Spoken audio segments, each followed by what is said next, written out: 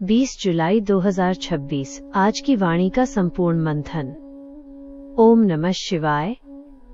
मुख्य पॉइंट्स समझानी एवं उदाहरण सहित। 1.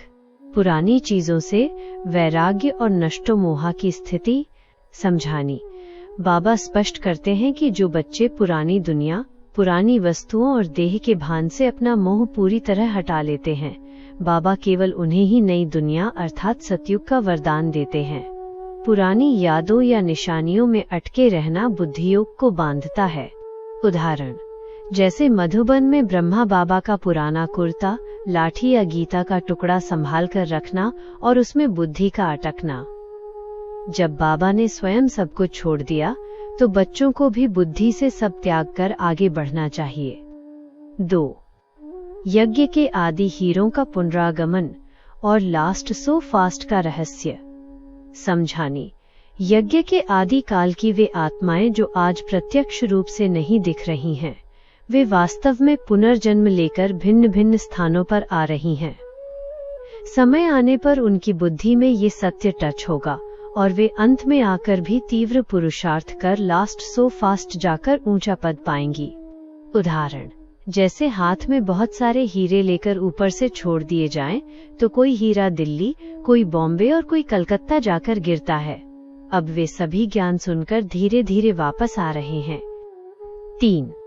शिव बाबा की प्रवेशता और पावर हाउस का सिद्धांत समझानी।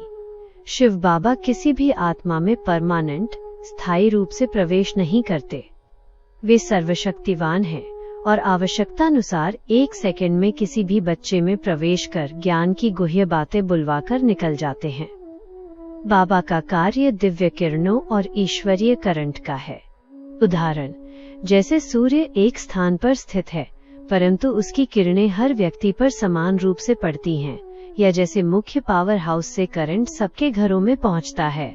कोई ये नहीं कह सकता कि सूर्य या पावर हाउस उसके अंदर घुस गया है। 4. दिल्ली परिस्तान। 20 वर्ष का छोटा बच्चा भी यदि यज्ञ की पाई पाई को सफल करता है तो वह बाबा की नजर में महारथी है, जबकि साधनों को वेस्ट करने वाला बड़ा पुरुषार्थी भी महारथी नहीं कहला सकता।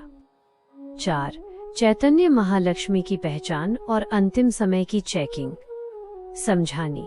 वर्तमान समय संगम युग पर चैतन्य महालक्ष्मी मम्मा हमारे सम्मुख साधारण चोले में पुरुषार्थ कर रही हैं।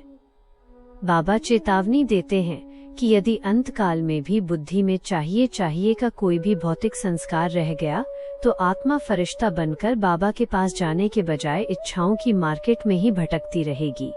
उदाहरण, मृत्यु के समय शरीर के सोने चांदी के गहने और जेब के सिक्के तक यहीं निकाल लिए जाते हैं। जब आते जाते समय खाली हाथ ही रहना है तो इच्छाओं का ताम झाम इकट्ठा करने का कोई लाभ नहीं है। स्वमान। मैं दीप राजा शिव बाबा की छत्र छाया में रहने वाली संपूर्ण देह भान से मुक्त एक मास्टर दाता और परम पवित्र पुण्यात्मा हूँ। वरदान। पुण्यात्मा भव। आप बच्चे स्वमानधारी पुण्यात्मा हो। पुण्य आत्मा का काम क्या है? गिरे हुए को उठाना, सहयोगी बनाना, न कि ये सोचना कि क्यों गिरा। गिरना ही चाहिए। कर्म का फल भोग रहे हैं, करेंगे तो पाएंगे। स्वमानधारी पुण्य आत्मा के संकल्प में भी किसी के प्रति ऐसा संकल्प या बोल नहीं निकल सकता। ऐसी पुण्यात्मा परवश को भी स्वतंत्र बनाएंगी। रौब का अंश भी नहीं होगा। बाप दादा हरेक को ऐसी पुण्य आत्मा की नजर से देखते हैं। योग कमेंट्री। मैं भ्रिकुटी के आसन पर चमकता हुआ एक चैतन्य और दिव्य हीरा हूँ। पुरानी दुनिया और देह के भान को बुद्धि से विदा कर मैं सीधे परम लाइट हाउस शिव बाबा से जुड़ जाता हूँ। अनुभव करें, बाबा से सर्व शक्तियों की किरणें मुझ पर सूर्य की भांति पड़ रही हैं। मेरी बुद्धि का ताला खुल चुका है। मैं बाबा की सेवा में व्यस्त एक समर्थ और मायाजीत आत्मा हूँ। शांत, समर्थ। ओम नमः शिवाय।